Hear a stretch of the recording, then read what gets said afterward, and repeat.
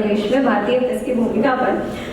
जैसे शुक्ला सर ने शुरुआत किया था बीबीसी से, और सर ने लाकर के इस पर रोका कि पत्रकारिता निष्पक्ष है, पत्रकारिता कहीं भी मरी नहीं है। उनका मानना हो सकता है, किसी एक इंडिविजुअल वो ऐसा सोच सकता है। बहुत सारी सर की बातों से मैं इत्तेफाक रखती हूँ, बहुत सारी बातें ठीक है, क्योंकि इन हाउस मैं भी काम करती हूँ, सर भी काम करते हैं, तो हम दोनों ही लोगों को पता है कि इंटरनली क्या कुछ होता है। बट सर, मैं तो सिर्फ इसी पर स्टिक रहूंगी कि हाँ, अगर हम बीबीसी से बात करें, जैसे मिस्टर शुक्ला ने कहा था कि हम पहले सुन नहीं पाते थे शुरुआत की 2 लाइनें, तो आज हम उसको इतने बेहतर ढंग से सुन सकते हैं, पॉज करके सुन सकते हैं, रिवाइंड करके पीछे भी जा सकते हैं, या 2 बजे कौन सा बुलेटिन गया था हम उसको वापस से 5 बजे जाकर के देख सकते हैं।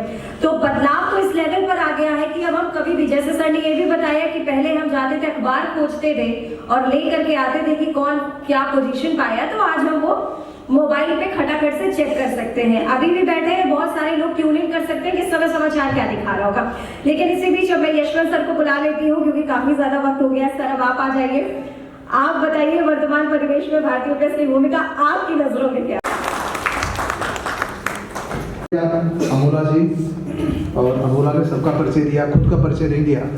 अमोला भी चुनाव में छत्तीसगढ़ पूरा उन्होंने दौरा किया, बहुत कम उम्र में काफी अच्छा मुकाम हासिल किया है। आपको शुभकामनाएं, बहुत शानदार एंकरिंग है आपकी। मंच पे बैठे हुए सारे विद्वतजन, शील भाई साहब, विकास भाई साहब और सारे उपस्थित लोग, मीडिया का विषय ही ऐसा है कि जब भी ये छेड़ा जाएगा तार, तो पक्ष विपक्ष में दोनों बहुत जोरदार तर्क आते रहेंगे। और गनीमत है कि मीडिया पे बहस करने की स्थिति है अभी, बाकी किसी धंधे पेशे के बारे में आप बहस की कोई स्पेस ही नहीं बचा है। पॉलिटिक्स पे आप बहस नहीं कर सकते, क्योंकि वहाँ पे मान लिया गया है कि पॉलिटिक्स मतलब जो सबसे ज़्यादा बदमाश हो, सबसे ज़्यादा जो पैसे वाला हो, जो बाहुबली हो, जो भ्रष्टाचारी हो, वही पॉलिटिक्स में जाएगा। अब वहाँ पे कोई बहस नहीं होती है कि राजनीति जो है ईमानदार है कि नहीं है, ईमानदारी कितनी बची है।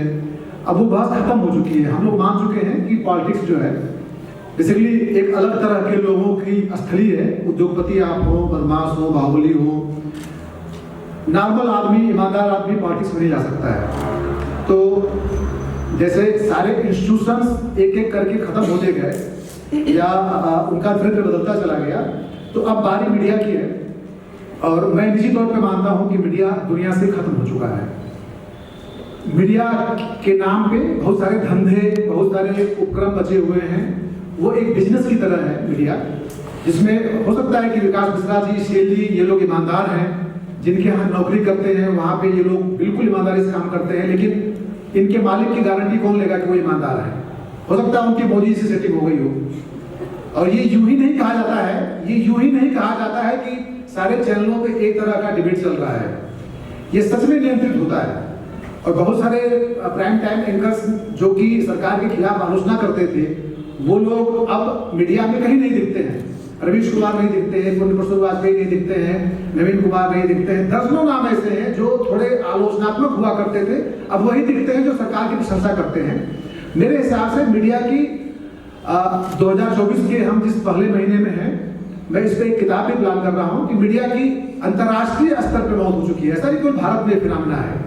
डिजिटल मीडिया ने इस गति को और तेज किया है कि जो लोग कॉर्पोरेट मीडिया में मुख्य धारा की मीडिया से हटाए गए या उन्हें काम नहीं करने दिया सरकारों ने, ये बिल्कुल आप जान लीजिए कि मीडिया हमेशा सरकार की मर्जी पर निर्भर रहा है। पहले सरकारें उदार हुआ करती थी, उनके जेहन में एक समाजवादी व्यवस्था थी जिसमें उनको पता था कि संविधान में 4 स्तंभ हैं, चारों स्तंभ की अलग अलग भूमिकाएं हैं, तो उसमें मीडिया की भी भूमिका इंडिपेंडेंट वाली थी। लेकिन अब सरकारों के अंदर की सहिष्णुता, उदारता खत्म हो चुकी है।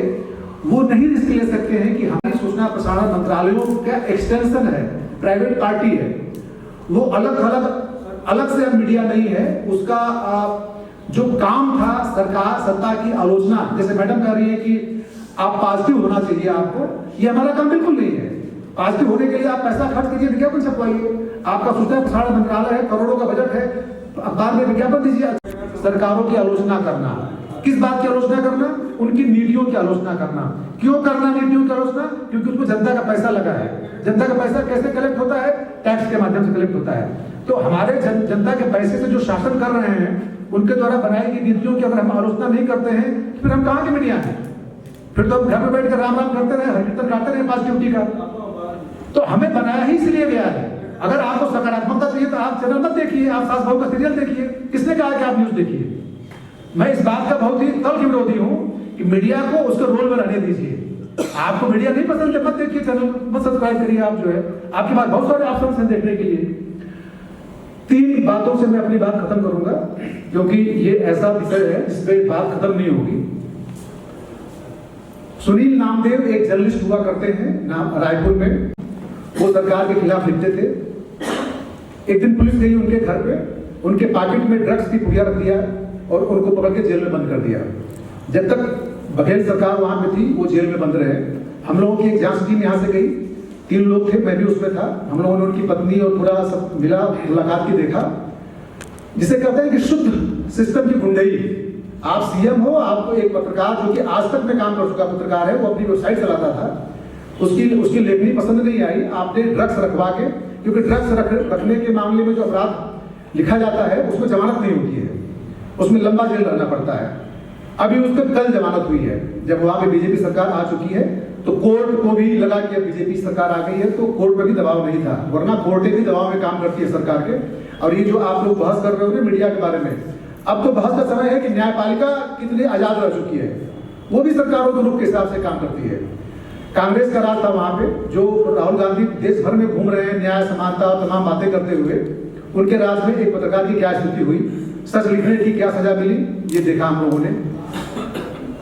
यूपी में गोरखपुर है, वहां एक पत्रकार है सत्येंद्र कुमार, उसने लगातार वहां के ड्रग डिपार्टमेंट की ठगी और माफियागिरी और तमाम भ्रष्टाचार के खिलाफ खुलासे किए।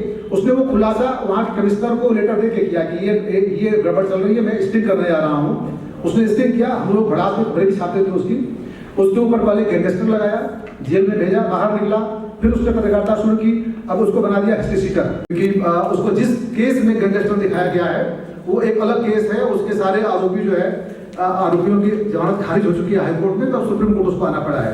एक सिंगल लड़का, उसके साथ कोई खड़ा नहीं है, सारे उसके दरवाजे बंद हो चुके हैं। वो मैंने पत्रकारिता और सच्चाई और ईमानदारी की लड़ाई लड़ते हुए आज जिस स्थिति पहुंच चुका है, उसके साथ मैंने, उसके घर वाले कहते हैं कि कहाँ इसके दिमाग में पत्रकारिता कीड़ा घुस गया।